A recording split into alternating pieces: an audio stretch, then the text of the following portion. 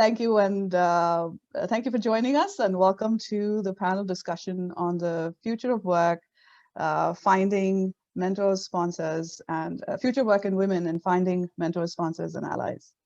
So our three panelists are Kim, Brian, and Chris, and I'd like to kick this off by introducing Brian and Chris. So Brian and I actually met on a different mentorship program where both of us were mentors, and that's how I met Brian recently. Brian is an ICF accredited coach and senior consultant whose more than 3-decade career spans business, technology, finance, and human development. He is a visionary connector, community builder, and a human development specialist. He loves to help people and teams unleash their human greatness so that they can create better together. Brian believes in each person's unique human greatness and in the power of harnessing this to amplify impact for teams, communities, and organizations. What a great fit for today's discussion. Thank you so much, Brian. Brian is, among other things, he's a presenting member of the Human First community and is continually learning how to be a better ally in advancing diversity, inclusion, equity, and belonging. Brian has served on the Washington, D.C. Metro Area Chapter Board for several culturally based national nonprofits focused on greater inclusion, diversity, professional development, and leadership development. And it was in one of these forums that Brian and I connected. Brian really, he brings a lot of encouraging energy and has a relational and strategic approach that invites inclusive business leaders and teams he works with to expand their perspective, shift their mindset. So we're really, really grateful to have you, Brian, here with us today. Thank you for making the time. Next up is Chris Sazdag, who is joining us from the lovely Mauritius in Africa. I was just telling Tiffany earlier, I always get jealous when I think of Mauritius, you being there, so I'm a little bit jealous of you. Chris has built multiple teams in the financial inclusion and agriculture development sectors across several African countries. And it was during this that he experienced the benefits of working with an executive coach who's supported in improving his leadership skills.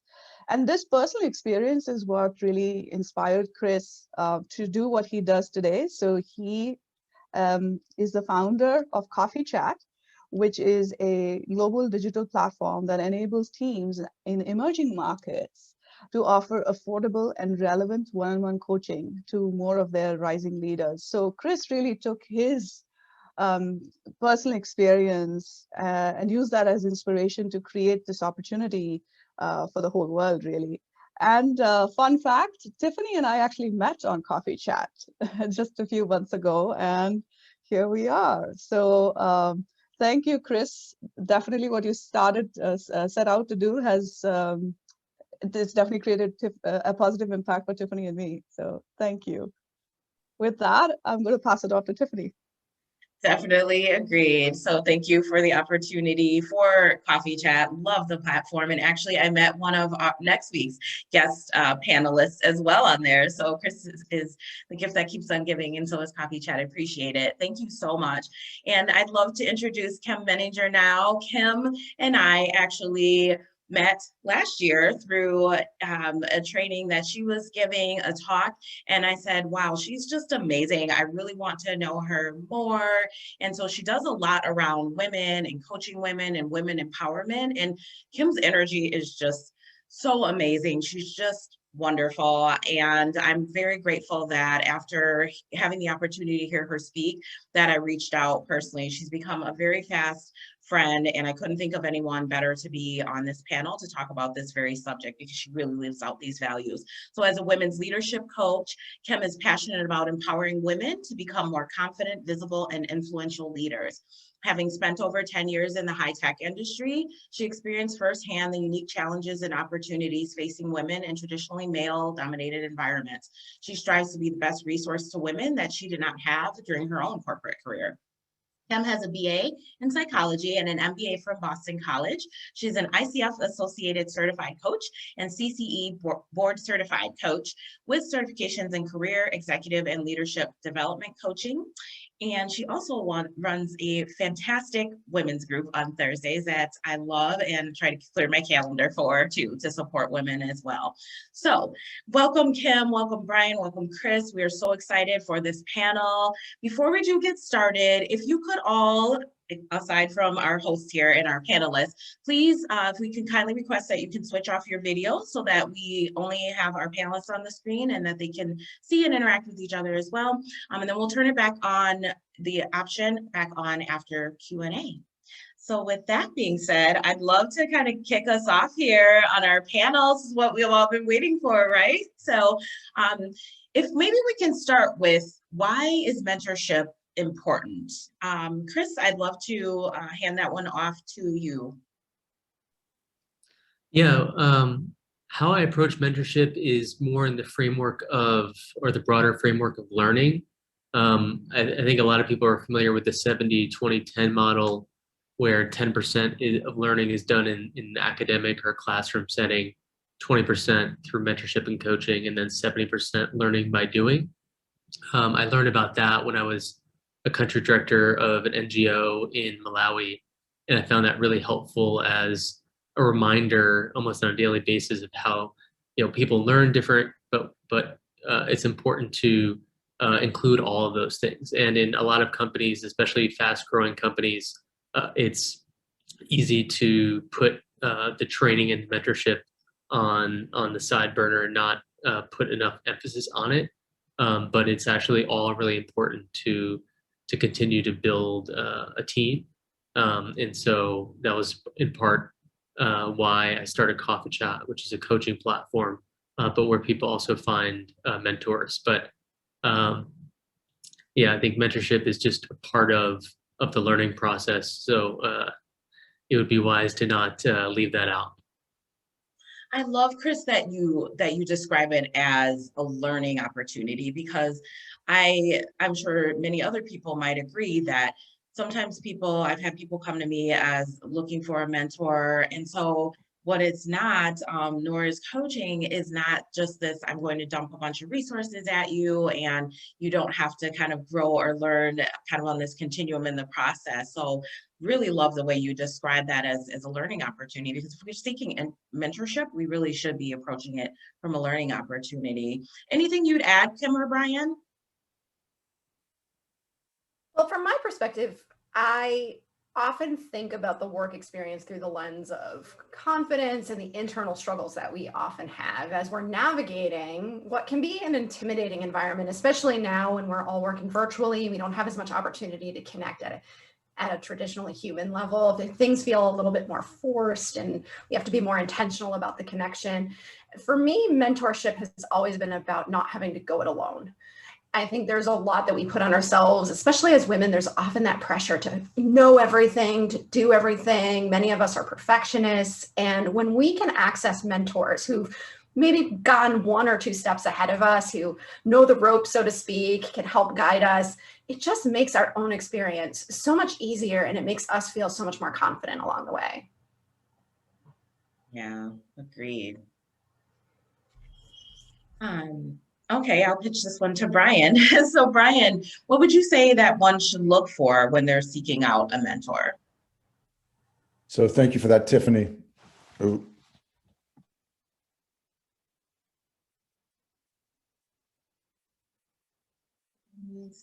Can you hear me? Oh, we have you now. Okay, I've got to do it through my phone. Sorry about that. So yes, so in terms of a mentor, looking for someone that's compatible with you, someone you can have a conversation with, someone that you want to spend time with, someone that's a good listener. All are important because it's about building a relationship and connecting with someone. And then also thinking about someone that can offer you a different perspective, someone that can help you look at things differently. And then also invite you into the space of solving your own problems, right? Not giving you the answers and throwing the resources at you, as been brought up before, but someone that can kind of either connect you with resources or people that can help you move down the road of your career. And then this is all built on the element of trust, right? And building that trust where you can have vulnerable sometimes and authentic, genuine conversations, so that, again, it's back to that relationship and that safety of having that psychological safe space. The other thing is, in terms of choosing mentors, there's different types of mentors that you want to have, right? So there might be a technical or functional mentor, which may be a shorter term relationship. There may be a longer term relationship. So the needs will be different. So it's really important to understand your needs as you're going to enter into a mentoring relationship. And then for me too, I think having a shared agreement, so you have a common understanding of what the expectations are of both, is important in a mentoring relationship. So that's where I'd start with that. Thank you. Thank you. So much richness in there. I love the intentionality, the finding someone who maybe has a different skill set, knowing what your needs are in the beginning, the authenticity, and really love that you touched on vulnerability. And I've had the opportunity to share a Clubhouse room with you where you talk about vulnerability. And I think that's such an important piece that we really need. And we do have to allow ourselves to be a bit vulnerable in that position. Kim, what are some of the top 2 to 3 challenges that you'd say that women face in finding mentors? I would say from an internal perspective, often we hold ourselves back. So it's a mindset issue. I know so many of the women that I work with and have worked with in my past, and I spent over 10 years in the high tech industry. So as you mentioned, Tiffany, I've experienced a lot of this firsthand, is we tell ourselves a story that we're bothering people by reaching out, right? That we don't have anything to offer in return. And so why would somebody want to spend time, take time out of their busy day to talk with us or to spend time with us? And so we don't even take the risk or take the initiative to reach out. The other challenge that I see a lot is that sometimes it's difficult to identify the commonalities or the access points to people who are at other levels of an organization or who may look different than we do. And so I've had women often tell me, especially women of color, I don't really know what we have in common, right? And so it feels a little bit awkward for me to reach out to this random guy that's maybe a few levels above me. And so we don't have, especially as I mentioned before, the organic opportunities often to connect with people. And so it keeps us from building the kinds of relationships that we're talking about. Yeah. What would you suggest, or have you found like a best practice in terms of when there's maybe this hesitancy, if, okay, I can't go ask my director, even if that person's not my direct boss. So do you have any suggestions for people to kind of share some of those commonalities, or what would be kind of a good gateway to open up that conversation? I really love the idea of what I'm seeing more often. It doesn't seem to be something that's taken off in any kind of grand way yet, but I really love the idea of organizations sharing across the board some type of work with me document or some kind of background document that women can share, that, or everyone can share, that says, these are my interests, talk to me about these topics, right? And it just humanizes the experience a little bit more, because there are certain, you know, I guess in the workplace, right? Maybe I can tell that you're a sports fan by the conversations that you have or what you have in your cubicle or workspace, but it doesn't tell me some of the other aspects of who you are and what you care about that might be interesting to me. So the more that we can put that out there more visibly, the more access points we create for other people. I love that. Thank you. And I would say it's definitely not widely shared. I've not seen it in any organization I've been in, and I've worked in all size organizations. That's awesome. Thank you for sharing that with us. Chris, what are your two top recommendations on how to find mentors? Yeah, I mean, a lot of it is just been touched on. I think some things to keep in mind in my own experience would be around thinking of it not in terms of the traditional mentorship framework, like the experience. I think, at least in my mind, I imagine, oh, a mentor is like someone you meet and you're having a regular coffee with them, and you end up they end up being your mentor for years and years. And I think that can happen occasionally, but it's not always, the storybook mentorship engagement. And so being comfortable with that maybe you just have one conversation with someone and they end up sharing great insights and advice, and that leads you along your journey, and being okay that mentor or mentee relationships or conversations look very different based on the time. And so I think that's one thing to keep in mind, that not every mentor relationship will end up looking similar, and being okay with that. And then also essentially having a different pool of mentors at any given time. I remember at one company I had, I think, 5 different mentors on a list, and some of them were peers who were a bit more experienced. Others were like global department heads in other areas. And I literally listed down, these are the 2 to 3 like topics that I'm going to, regularly pick their brain on. And I spent a lot of time thinking about the types of questions, and I would send those questions to them in advance of those mentorship conversations. So being really intentional and proactive and focused about who I was getting mentorship about what. So I think those would be the main 2 things around how to find mentors, or at least think about going about it. And both of those require an openness to just have a lot of like feeler kind of intro conversations with a lot of people, knowing that you might have a conversation with one person and it might not lead to anything, but that's just part of the process. I love what you shared, and I have found, for me, that's been my experience. I had someone reach out during COVID, and from Italy. I live in the US in Pittsburg, and that person reached out and said, "You work in HR. I really feel like you could help support me." And so I supported him all the way up till he got his job. I have one young lady who I mentor, and we maybe talk every couple of months. And so it's going to look different. I love that you talked about kind of this flexibility within. I really love that you touched on peers and how peers can become mentors to each other too. I think that's such a critical piece, because often we look and we think, oh, that person has to be in a role that's higher than mine, or they can't be in my specific department, or it has to be my boss. So I love how we're kind of reshaping and redefining what that mentorship even means. Anything that you'd add on to that, Brian? Yes, thanks, Tiffany. Love what Chris shared. A couple things. When I was in corporate, I helped develop a mentoring program for young professionals called Rising Leaders. And one of the executives there made the point specifically for women, and Chris talked about having different mentors, but having a female mentor, because the work experience for women is different. And someone that's been through the journey can help you navigate that from the perspective of a woman. So that's important. And we keep hearing the theme throughout this conversation about building relationships first. So one of the things too to remember when you're building a mentoring relationship or seeking that out is it's a two-way street, right? You're bringing value to the conversation too, or have that opportunity to, because you bring a fresh perspective if you're a new employee. You bring things to the table that will be valuable to your mentor. So don't think of it as a take thing. Think of it as a give and take, and think in terms of, hey, what is this person potentially needing, or ask them what they need, and think about how you might serve them. That also builds a lot of trust and strengthens the relationship. So I just wanted to add that as well.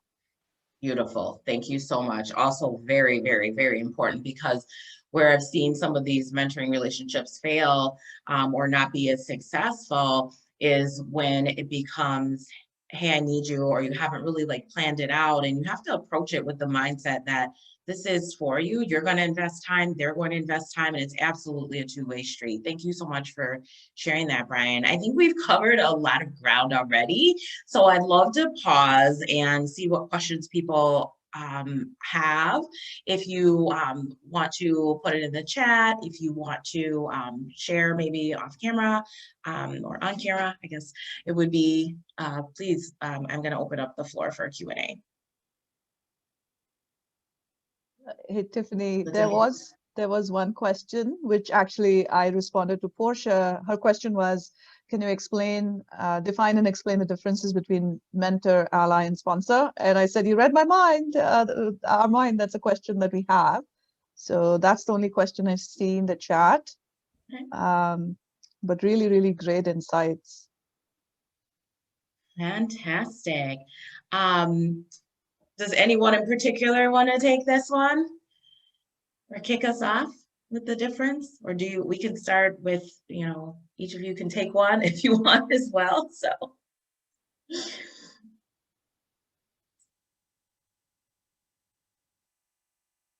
Maybe, Kim, do you want to take mentorship? Sure. So when I think about mentorship, that's really anyone can be a mentor and anyone can have a mentor. And really it's about getting that additional support, learning from somebody who maybe knows a little bit more than you do about something that you're trying to do, a pathway that you're going down, a topic that you want to learn more about. A mentor is somebody that you can access pretty easily if you choose to do so, right? You can identify somebody and say, that's somebody that I'd love to learn from. That's somebody that I respect and admire and I'd like to connect with, and take that initiative. Sponsorship's a little bit different than that. So I don't know if you want me to keep going or you want to pass that off to Brian or Chris, want to talk about sponsorship. Does anyone have a particular passion for talking about sponsorship, or we can have you continue, and Brian and Chris, we can have you add in as well if you're comfortable with that.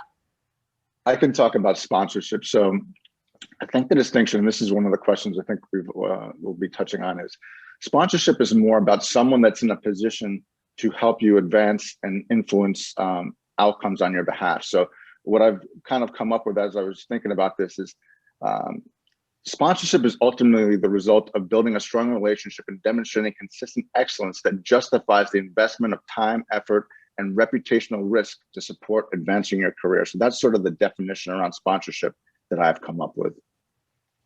Wow. Wow. Packed. I know. I'm reeling a little bit from that one, Brian. But I will say, not that I have full confidence that both Kim and Chris would have been able to share that in such a rich conversation and definition, but I figured you specifically might have some thoughts on sponsorship. How about allyship? Chris, how would you define allyship? And or is there anything you'd add to mentorship and sponsorship? To be honest, I don't have a comprehensive definition of allyship, maybe as I should. It's actually a relatively new term. It wasn't something that was actively used when I was working at the last few companies I've been at, and I've been a solopreneur for the past few years. But it's my understanding that having an ally is more someone who is seen as a peer, who's willing to kind of validate different ideas that you have and be a cheerleader and kind of speak up with you on particular issues in the workplace. Yeah, that advocacy piece, right? And it could be in the workplace, it could be outside of the workplace. And I agree with you. I think that this one gets it gets a lot of press in terms of what does it actually mean, because it is very individual and it depends on where we are kind of on our individual journeys. It depends on what values and beliefs that we hold and what we see as important both in community and workplace. So thank you all for that. Let's see, are there any, there is a question. Hopefully I didn't miss the one before this, but I see there's a question on how do you suggest finding a mentor. I think we talked a little bit about this, so maybe we could add onto it. How do you suggest finding a mentor? Anyone? I would love I see you. Yes, Yeah. I tried to wave, but my hand disappeared. I would love to share two approaches that have worked really well for me. One is to be curious. And I am just a very nosy person. Whenever somebody says something interesting or seems to be doing interesting work, I will always reach out and say, I want to hear more. So when I was in my own corporate role, I would often just look around and see what people were doing. And I would reach out and say, I really liked what you had to say in that meeting, or congratulations on getting promoted to that new role. Can you tell me more? And what I learned was that people love to talk about themselves.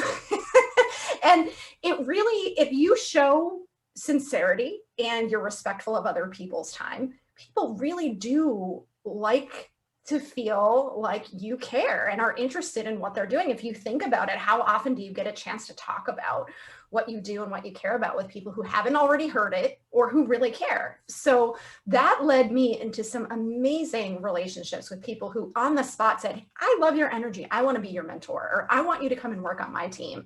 What I also highly recommend is to be of service. So we all have opportunities within our everyday work to think about, how does my work potentially impact or improve somebody else's job? And most of us work in siloed environments. It's just the nature of business.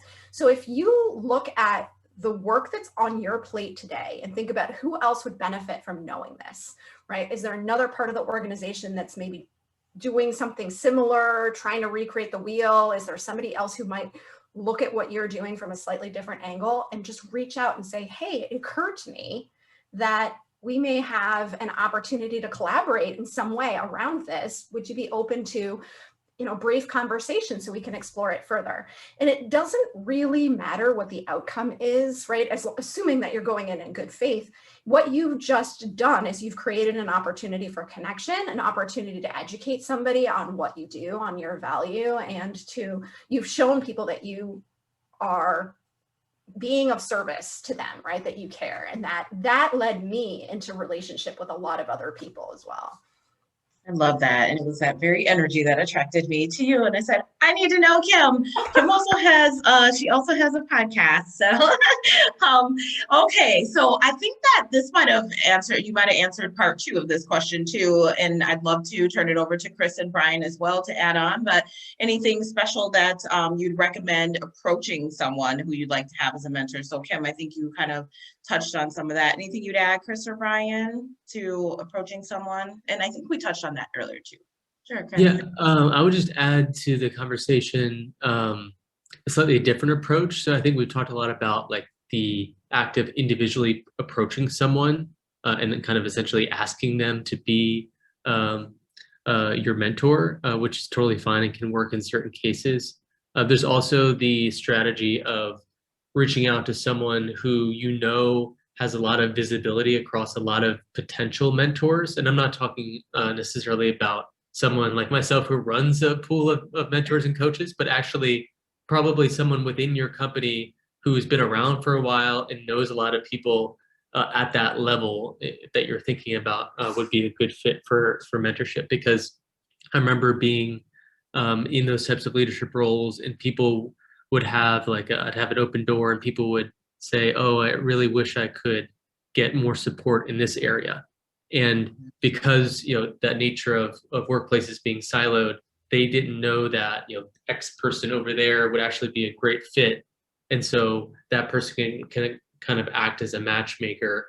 And so it can be a fruitful conversation to talk to someone senior, not to seek out their mentorship, but just to explain to them, hey, I'd like to work on this area or get extra support in this area. And then they can introduce you to someone, at least for an introductory chat, to see if there's a good chemistry, and that could lead to a longer mentorship relationship.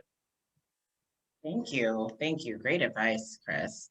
There's another question in the chat, Brian, if you wouldn't mind taking this one, that says, do you actually have to use the word mentor? Or can you just habitually run to X person with a certain type of question? Does that count as mentoring? What a great question. Yes, thank you for that. Can I respond to the prior question first and then take on the mentor question? Yes, absolutely. Take it away. So just something from my experience, sort of that gets to what Kim and Chris were talking about to a certain extent, is putting yourself in positions to interact with them. So if there's, like, for me, it was a task force, if you will, on culture and improving the culture, a volunteer effort where you're able to both interact with them, and it demonstrates that you have curiosity around a similar topic. So that helps you build a relationship. So there's an intention about, hey, what would I like to get involved in? What do they like to get involved in? The people that might have similar interest. And if you're part of a similar work team or a volunteer task force, you tend to interact then with people at different levels, and then also with people of similar interest. So that's something I just wanted to add to what Kim and Chris are sharing, because it's worked very well for me to build relationships and then network, as Chris was talking about, with people that have networks, and that opens up possibilities too. So in terms of using the word mentor, I don't believe you have to necessarily use the term mentor. It's just, again, for me, before asking for anything like that, it's about building the relationship. So lead with curiosity, as Kim was talking about. Hey, I really liked X in terms of your experience. I was reading this article about you, or I listened to, I was at your lunch and learn event, and I really appreciate this about you. I just wanted to, introduce myself, say I'm curious about this, and was wondering if I might get 15 minutes on your schedule. I have something specific that would potentially help you because of the work I'm doing in my organization. So there's intention about it. You can, if you have the specific request for a mentor, I would build a relationship first before making that specific request, because until there's a little bit of what's in it for me, and is there a fit in that compatibility, the person may feel uncomfortable being asked on the spot to be your mentor without having some kind of runway to making that request.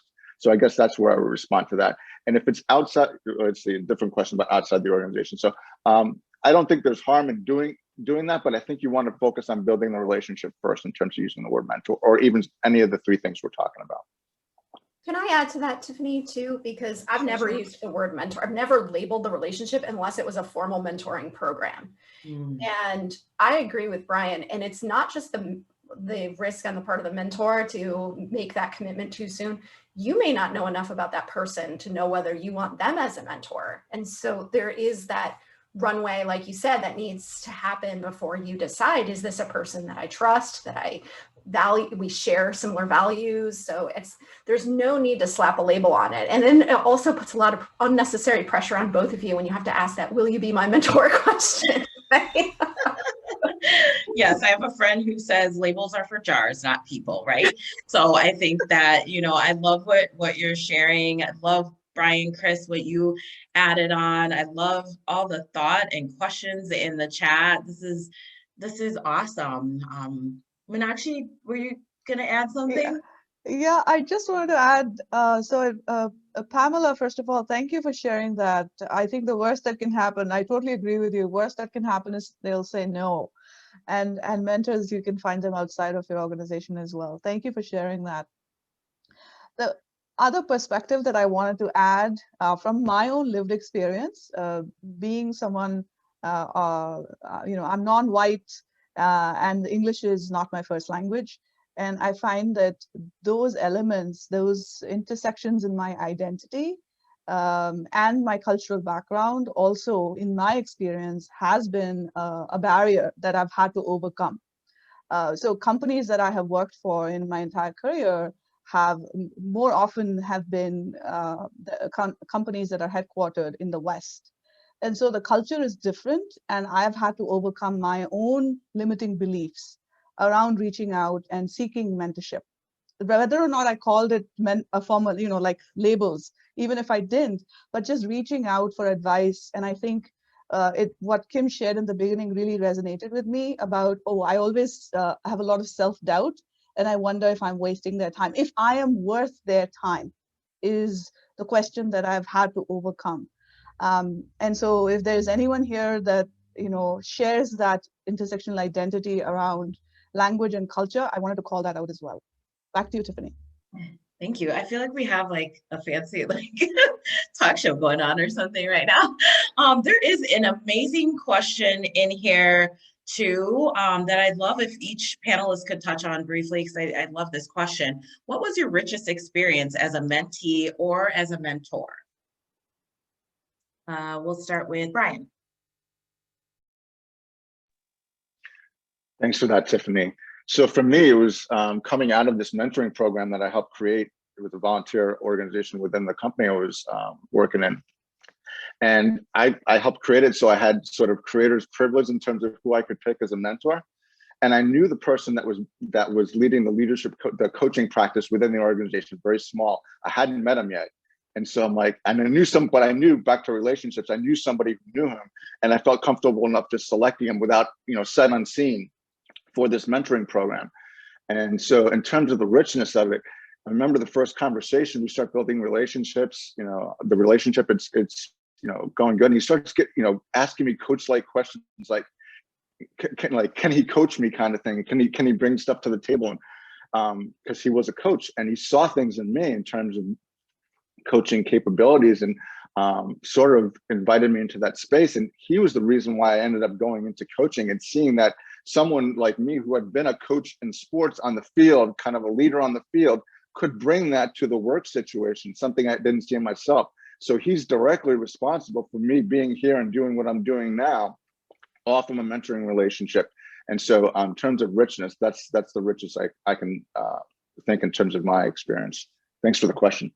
Yes, thanks for that very rich answer. Thank you. How about you, Chris? What would you share as a rich experience for a mentor or a mentee?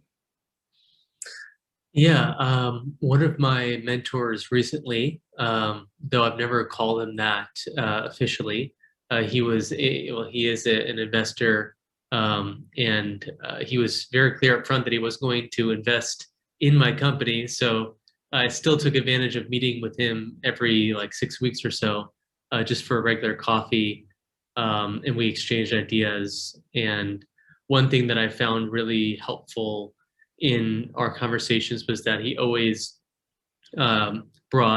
it's not that he was playing devil's advocate, but that he introduced some kind of new framework to consider my current situation or challenge that I was reflecting on. So also it's similar to coaching, but he would mention an experience that he had with another company he had invested in and how that worked out for that company. And would always kind of mention things from the investor hat that he was wearing. And so that was really helpful for me because it was like a no pressure environment, because I wasn't trying to pitch him for money, but he was explaining what he would, the types of questions and feedback he would give more honestly than he would if I were actually pitching him. So that was quite helpful. Wow, thank you for sharing that. And as an entrepreneur and a solopreneur, I can certainly appreciate that. We need, everyone needs mentors, allies, and sponsors. And I love, you sharing that story of how that impacted you. Kim, you're up. What was your rich experience? Well, it's funny, Brian, I felt like you were telling my story when you were talking about the task force, because I did that very early on in my corporate life. And it was a task force to address the issues that came up in the employee satisfaction survey. And I happened to connect with a man who was a lot older than me. And he took me under his wing immediately. And we really hit it off. And he actually, not long after that, served as a sponsor in some ways. He brought me onto his team. He did a lot of lobbying with his leadership to bring me onto the team because I was much more junior than the other members of the team. And what I really appreciated about him was his willingness to share how the political system worked. Like, he would say, here's what you need to know before you step into this environment. I can still hear his voice in my head in terms of his take on things like so. So it was much more than just the surface level conversations that you might have. He had daughters too, and I feel like he just was really invested in developing women leaders. And he was at my wedding almost 10 years later. We only worked together for about 2 years, but he's still somebody who's part of my life today. And I'm really grateful for everything he did for me. That's amazing. Thank you for sharing that story. I love a good story, especially when it's a nice, powerful, inspirational story. Awesome. Well, thank you all for your questions in the chat, and to our panel for sharing too. I do have more questions for our panel, and feel free to toss your questions for them in the chat as well as we move along. So we'll kind of go into like part 2, if you will. So Kim, we talked a little bit about the difference between allies, mentors, and sponsors. Can we dig a little bit deeper into sponsorship? What do you feel like effective sponsorship looks like? So Brian did a great job of defining sponsorship. And I think sponsorship is a little bit tricky because you can't go to somebody and say, will you be my sponsor? As Brian mentioned, that person has to be willing to invest their own political capital. It's a risk on their part. They have to trust that if they're going to advocate for you, if they're going to put their name on the line, that you're going to show up, right? And so I think what's most important to sponsorship is visibility on our part. and our willingness to put ourselves out there and make sure that would-be sponsors have enough information to make that determination. And unfortunately, many of us as women have a little bit of discomfort when it comes to self-promotion, a little bit of discomfort when it comes to reaching out, as we've talked about already. And it's not sufficient to just keep our heads down and produce high quality work. We're not going to get the kind of sponsorship that we want and need if we're focusing on the work itself and neglecting all of the important connections and visibility opportunities that are out there. So if you want sponsorship, if you want somebody who's going to advocate for you in that way, you really have to make an effort to put yourself out there and ensure that they know you well enough to take that risk. So true. Thank you, Kim. That's very difficult. And I know you and I have had these conversations in terms of visibility and how do you access people, how do you get visibility? And you touched on that a little bit earlier too. So important to have that visibility. And I love that you shared the difference between how you in sponsorship, that person has to want that, and it's a different type of relationship. So Brian, anything you'd add on to that in terms of how sponsorship comes about, how we can actively seek or look out for whom to sponsor?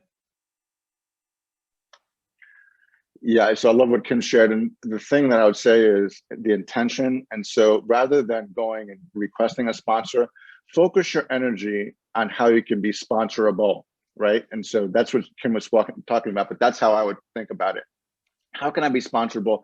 How can I get the visibility? And it comes back to sort of that intention of, if there are these volunteer task force things that are in an area that you have passion around, that will put you around people with similar passions, that may be able to get you access to people who you would want to meet in terms of relationships to help advance your career, or just to connect and build relationships, find out people that you might resonate within the organization.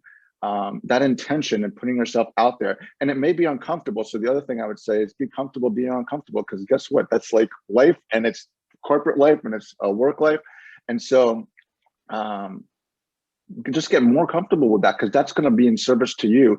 And once you get through that discomfort or learn how to deal with it better, you'll see rewards on the other side, as long as the intention is there, the effort is there, and the energy of reciprocity, giving and leading with giving, in terms of being someone that's always, can you help me do this? Can you help me do this? I think people are receptive to that relationship building up front, and then that giving nature of how can I maybe help you doing what you're doing.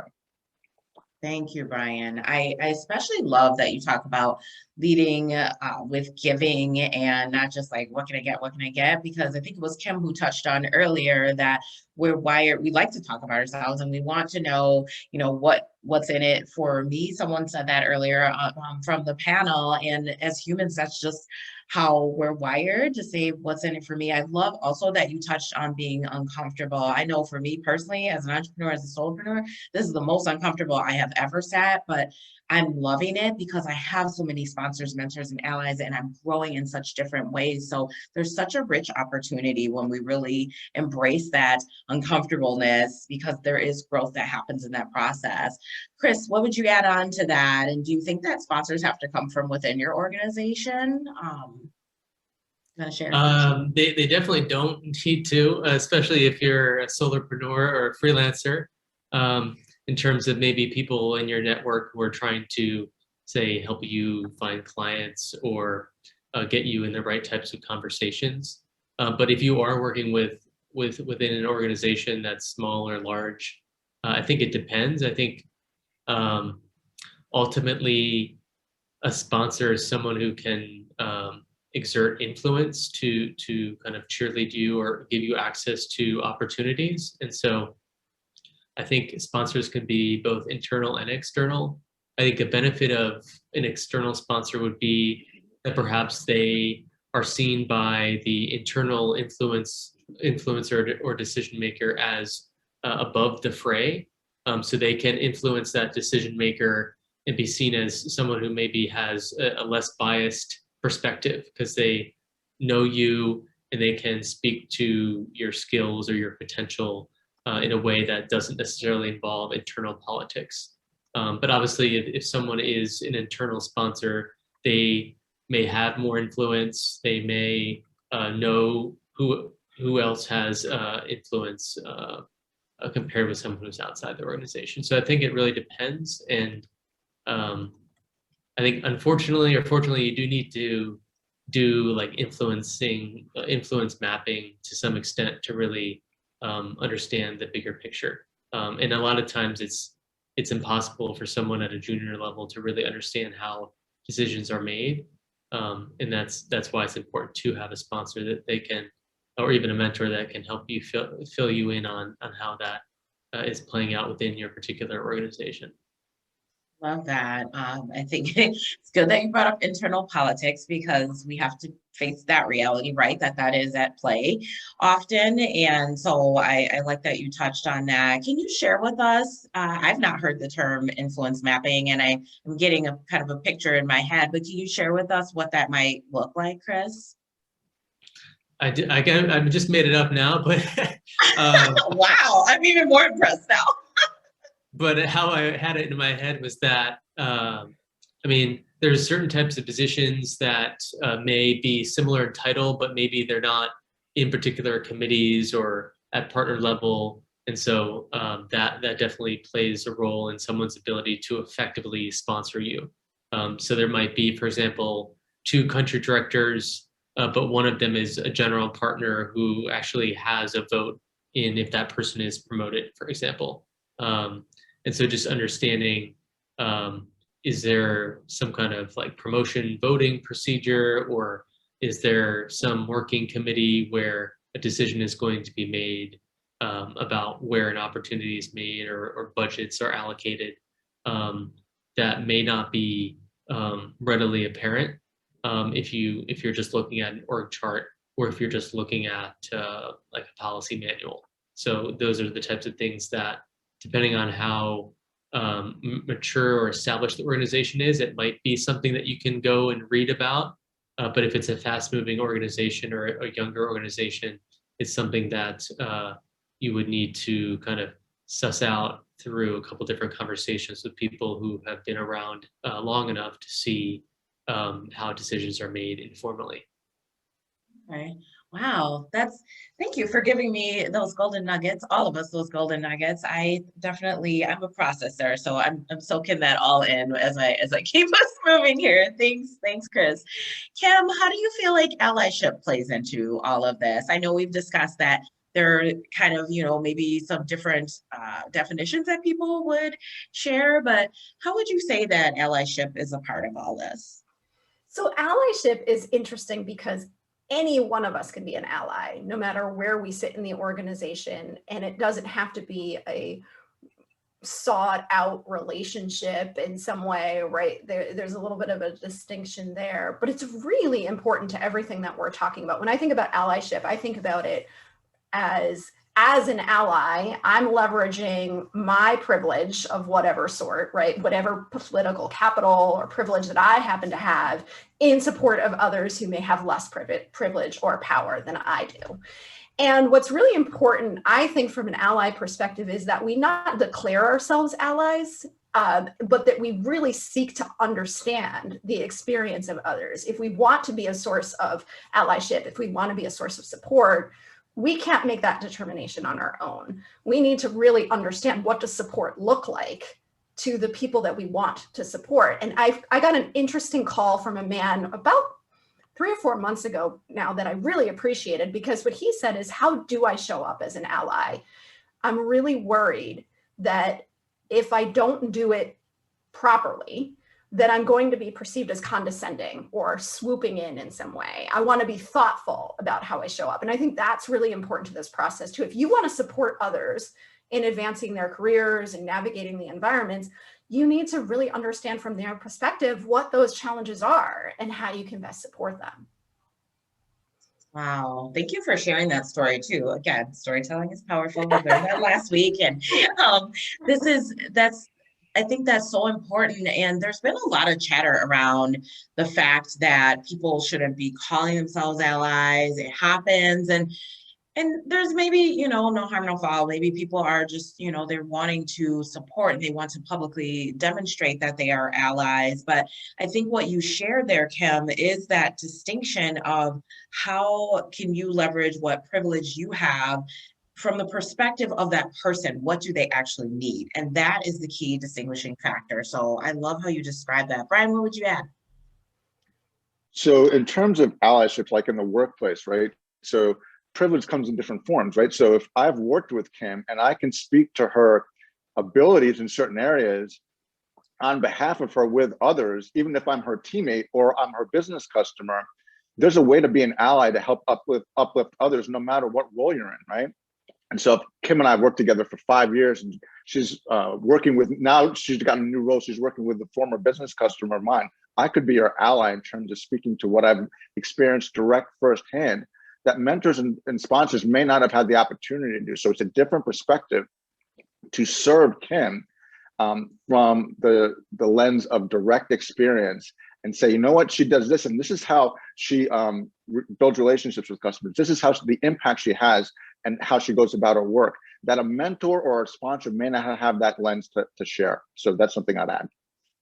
I love that. And if you actually led us beautifully into my next question, so maybe if we could dig a little bit into this in terms of what allies bring specifically. What are maybe some of those things or the impacts, the outcomes that they can bring that sponsors and mentors maybe don't?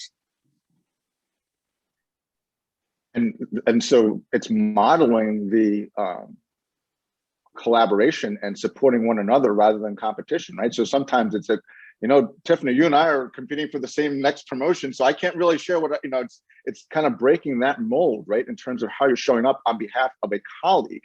And then also, hey, if someone's saying, who do you know who might be good at X, Y, or Z? And I've worked with Chris before. I say, you know, I don't know where Chris is in terms of where he's at with his role right now, but Chris or Portia or Suda, I know some folks that you should think about and kind of check in with them. And maybe there's an opportunity to work between managers and supervisors, say, hey, we've got this project. We really could use Chris's skill set on this. Is there an opportunity for us to borrow him for 3 months, give him an opportunity to bring his contribution, create success for the individual, the team, and the client, and those kind of things too. It's getting the thing, allies can create opportunities to help us think differently about our resources as being siloed in their job, in their what they've been hired to do in terms of job description, and how we can look at the whole person and bring the talents that they might bring and the experience they might bring to serve other needs in other areas.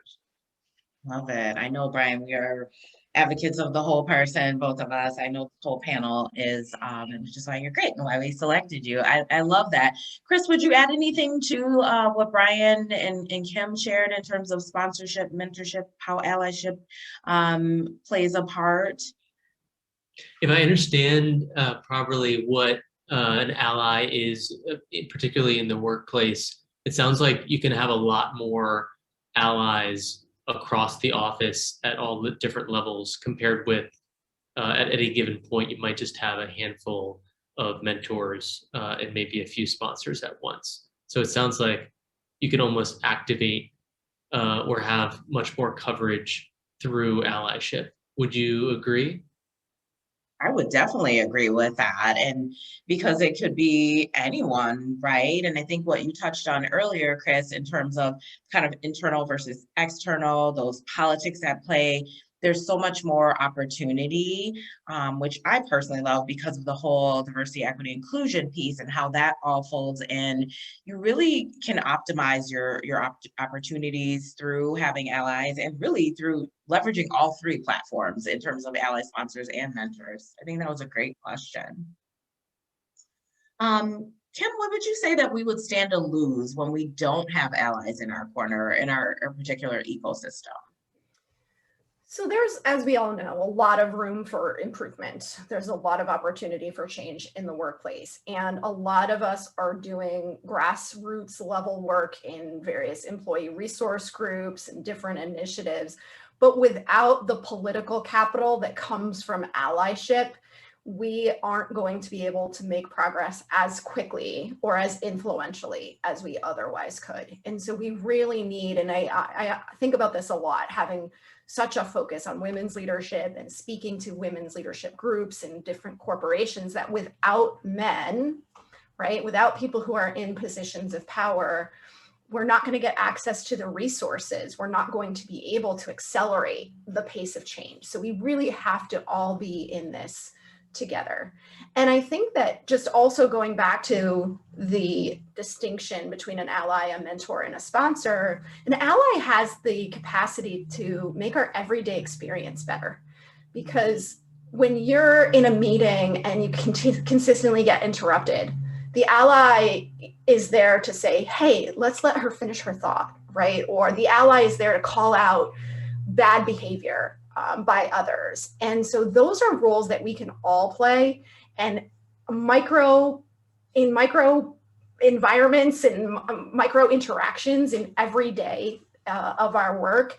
And that just creates a more inclusive culture for everybody.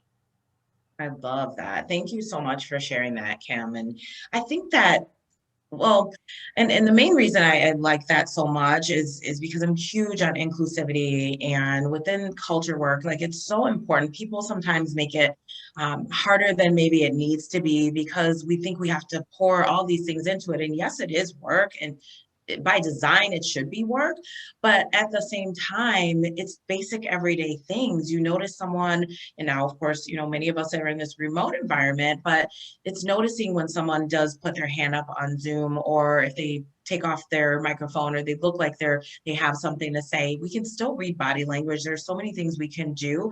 And I love that you touched on everyday interactions, those micro interactions, and those things add up. They add up to the larger impact. So thank you so much for sharing that. And you touched on, I love how you all just beautifully make my job easier here. You touched on needing men as allies. So Brian, how can women kind of engage their allies, or how can men show up as allies for women? So in terms of men showing up as allies for women, I think it's, just even taking it from a human perspective, it's paying it forward, and if, you know, lifting a hand to help someone come up in terms of the micros Kim was talking about, saying something when something needs to be said. And if you're in the room and you let something happen, that means you're tolerating the behavior instead of disrupting the behavior. And so it's sort of like see something, say something, right? And we can do that respectfully, right? It's not about causing unnecessarily a big explosion to happen, but it's saying something when there's something to be said.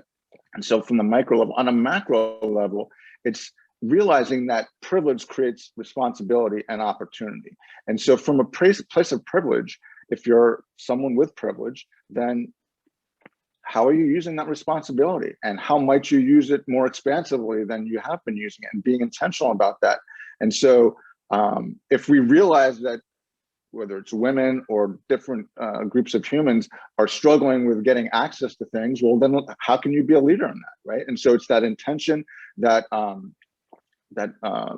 big picture view of, you know, in order for us to address our business goals, and in order for us to become better as an organization, as a team, as individuals, we've got to step up and help one another, because we're better together. And if we don't create and lead with those behaviors that create that environment, then we're still part of the problem. Thank you for sharing. I wholeheartedly agree. And I like that you said we're better together. I say all the time, together is better, because when you really think about it, what can we really get done by ourselves? Even as solopreneurs, you still need people. You have to find your tribe, and you have to find people who are there to help support you along the way. What thoughts do you have on that, Chris, in terms of men and women engaging in an allyship? I would add that executive coaching actually can play a role in this. I think a lot of senior leaders in positions of power and privilege can use executive coaching to help identify blind spots that include things like, oh, wow, people need to be intentional of finding allies, mentors, and sponsors, because they may not have had to do that intentionally to get where they were. So I think executive coaching can be really important for senior leaders to go through.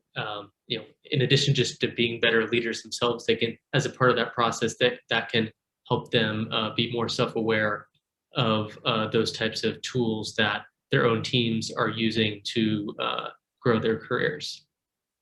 Thank you for adding that, Chris. What a great ad. I think, sometimes first, it's important to be self-aware, but sometimes we don't always know what those blind spots are. So we need others, such as an executive coach, to help us see kind of around those corners. I have one final question, which will span the panel. If you could all just share if there's what hasn't come up yet in the conversation that you would love to add, and then I'd love to open it up for general Q&A. Kim, let's start with you. Okay, and can I just say one thing on the other question too about the women working with allies? I just want to note that effective allyship requires mutual vulnerability. And that's not an easy thing to do in the workplace. There are a lot of well-intentioned men, as I mentioned to the one who called me, who want to be allies and are afraid of getting it wrong. They're afraid of saying the wrong thing. They're afraid of being presumptuous. They're not really sure how to have that conversation. And a lot of women who don't know who to trust. And so there has to be a little bit of give and take on both sides before we can realize who we can truly trust. And so to really be on the lookout for who are the people, who are the men that consistently show up as the ones who get involved in those micro interactions, right? The ones who seem to be really standing up. And those are people that you can trust for the most part. You may need a little bit more information, but you can trust to go to say, hey, I'm experiencing this challenge. Would you be willing to, in this situation, step in or show up in a certain way? So I think it requires that we both work towards that and not just rely on the allies. excuse me. What I will say too, in terms of things that haven't been said today, one thing I was thinking about was sponsorship, because we talked about the fact that we can't say, will you be my sponsor? Is to really be clear about what your goals are and to be willing to share them broadly with other people. Because a lot of times people don't know what we want, and would-be sponsors aren't necessarily sure what we're interested in or how they could support us. So it's really important to be out there sharing what are my short and long-term goals, what would help look like for me, so that sponsors can get more actively involved in helping you to get there. And one thing I will say is that there's often what we call benevolent sexism, right? So people are making the decision for you, saying, well, she's at home, she's homeschooling right now, she's probably too busy for a promotion, or she probably doesn't want to travel because she's got a 2-year-old. So you don't want someone else making those choices for you, right? So you have to be out there being very proactive about the message of what you do want. Thank you, Kim. Absolutely agree. Brian, what haven't we touched on that you'd love to add here? Thank you, Tiffany. I'd like to just come back to sponsorship and add a distinction. And so it's the notion of voice at the table versus influence at the table. And so with sponsorship, you're looking for influence at the table. And that requires all the things we've talked about, Chris and Kim have shared, in terms of putting your voice out there, letting people know, building those relationships, and having intention, giving value. All those things are necessary, but what we want to do is if you're really looking to get into a situation where you're sponsorable, you want to kind of navigate a path that you're looking for someone who has influence at the table. So that requires you having a noticing muscle and awareness to kind of have the radar for who those people are. Thanks, Brian. Absolutely agree. Chris, round us out. Bring us home for the home run. Yeah, so one thing we touched on earlier around having external versus internal sponsors. And I would just elaborate on that, looking at allies, mentors, and sponsors is to actually be intentional about having both. Because if you're working with a company and you are fully invested and you see yourself growing with that company, that's great, but you still want to kind of diversify to have mentors and sponsors outside of the company as well, in case you do want to eventually transition out or something happens where you do need to transition out quickly. In my own experience, I benefited greatly from having a sponsor who was outside the organization. So when I was working and I decided that I did want to make a move, I was able to do that quite smoothly in a short amount of time. So I think some people get trapped because they build so much social capital and they do it quite well, but they do it all within their company. And so they feel a bit trapped. So it's great to give yourself that optionality and build a mentorship pool and identify sponsors outside of your organization as well. Thanks, Chris. I love that. I have a huge passion for removing toxicity and helping people get unstuck. And so I never want anyone to feel stuck. So love that you called that out too. Thank you all. I don't see any questions in the chat right now. If you do have them, please feel free to put them in there. You can come off mute if you'd like. I'm going to pause here. Otherwise, I'll hand it back to you, Meenakshi.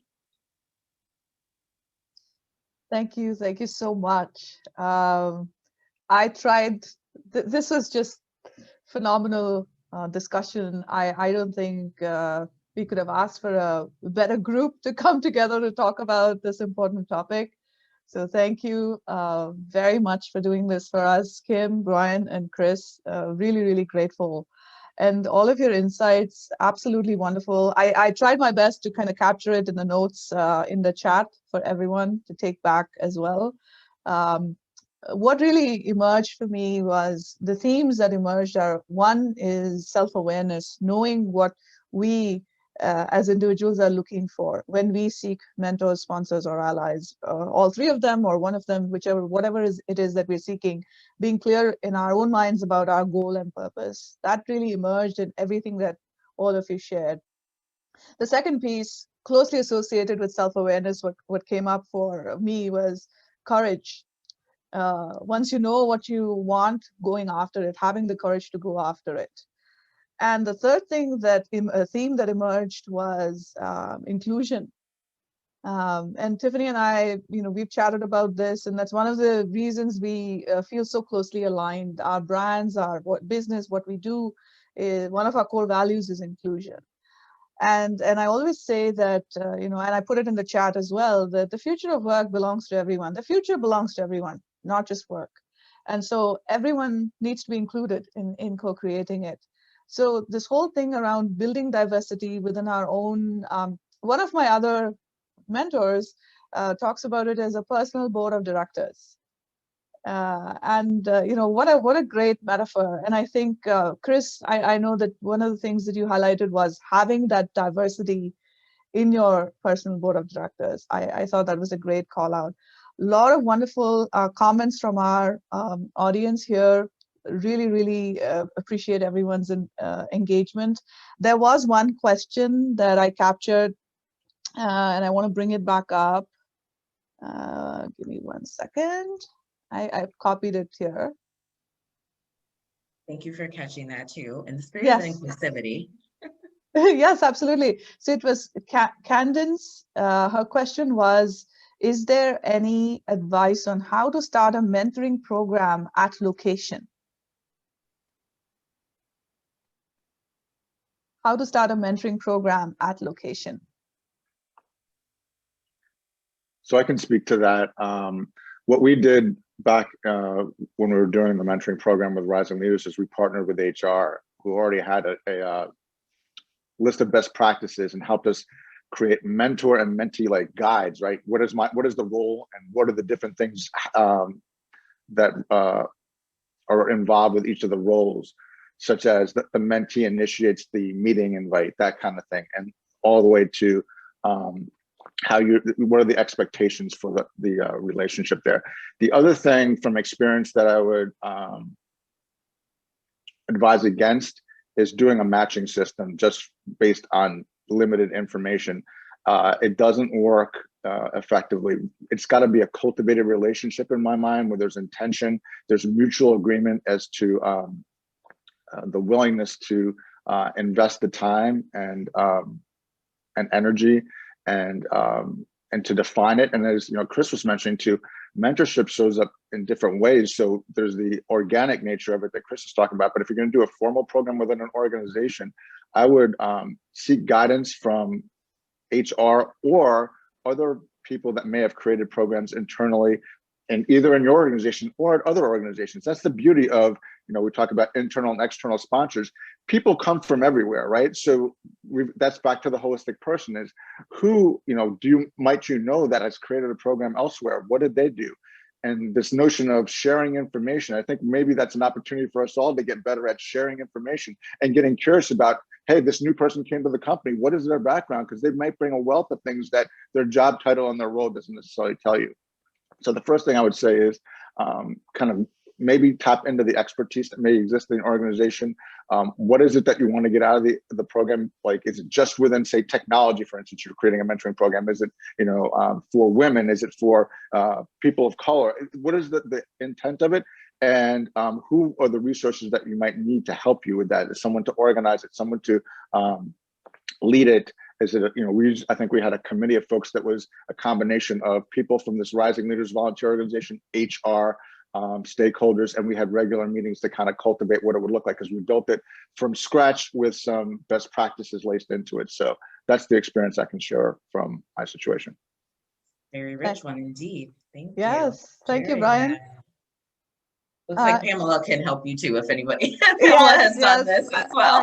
I just saw that. And, I'll just add my 2 cents here. I've been on both sides of a formal mentorship program. I've been the mentor, I've been the mentee.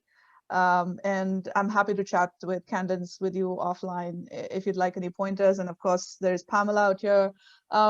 Any quick 30-second additions from Kim and Chris? I will just say that, to Brian's point, there's no substitute for the organic mentorship that rises between two people who've connected. And so formal programs have their place, but even if you have a formal mentor, don't use the formal mentor as a substitute for all of the other relationships that are out there. Absolutely. I agree. And before I go to you, Chris, I'm noticing that people are dropping off. I just want to do one call out. There is time change here in the US tomorrow. So the rest of the 2 sessions will be 1 hour earlier for everyone else in the world, because it's 8 a.m. Our sessions are all 8 a.m. But if you're joining us from anywhere outside of the United States, it's going to be 1 hour earlier. Just wanted to make that call out before people dropped off. So we hope to see you all back. It'll be 1 hour earlier. Thank you for allowing me to do that, Chris. Your inputs. The only thing I would add related to the mentorship program design, if it's anything like coach matching, which I've done with a few organizations, it's best to let people pick their mentor. Obviously, there's some limitations to that. You don't want to overload someone with too many mentees, but what we do with coach matching is you get essentially selected 3 options, and you can have intro chats with them, and then you get to pick one out of that. So I suppose you could apply that same dynamic so that ultimately the mentee feels like they had some agency to pick, and that there was an opportunity to see which one had better chemistry. I totally second that, Chris. And the mentorship program that I was in had that system set up. So you do like a chemistry call with your potential mentor, and then you figure out if it's a good match. Yeah, thank you for calling that out. I know we're at time. I'm just going to take 2 more minutes. I cannot thank this panel enough. Thank you so much for being here with us and making this so valuable for us and our attendees. Just a quick couple of call outs. So this was something when we were doing some digging and reading, this was another distinction between a mentor and a sponsor that really spoke to us. Mentors help you skill up while sponsors help you move up. And to me, allies fit in the space just seamlessly. And this, I wanted to use this quote as inspiration in the context of allyship. The world suffers a lot, not because of the violence of bad people, but because of the silence of good people. And I think that's where allyship plays such a huge role. And like all our panelists pointed out, there are, you don't have to wait for that big gesture. There is enough opportunities in our everyday lives to show up as sponsors, mentors, and allies. And that's one of our big takeaways from today's discussion. Thank you for that. Sarah Blakely, the founder and CEO of Spanx. If you don't follow her on LinkedIn, I think you should. She comes out with this Monday morning inspiration mugshot, as she calls it.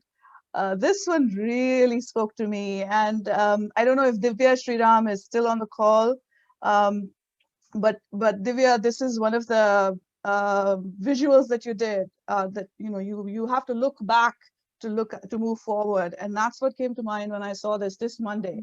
An arrow can only be shot by pulling it backward. And so when life is dragging you back with difficulties, it means that it is going to launch you into something great. And that's our hope for all of us as we close out today's session. And we really look forward to seeing you on the 20th, next Saturday. And as I said, it's going to be an hour earlier everywhere else in the world. It's still going to be 8 a.m. for us. So we look forward to seeing you then. And we're going to have another panel discussion. And the topic is Women in Leadership, Achieving an Equal Future in a COVID-19 World. And we have another wonderful, globally diverse, geographically diverse panel joining us, Aqua, Jed, Jamal, and Sudha. So we hope to see you back here next week. Thank you all. Yes, thank you very much. And that's all we've got for today. And thank you for sparing us the additional 2 minutes. If I may request the panelists to just hang on for a few more minutes, we'd just love to do a quick debrief with you. Thank you, everyone, and we will see you back here next week. Thanks, everybody. Thank you. Thanks, everyone.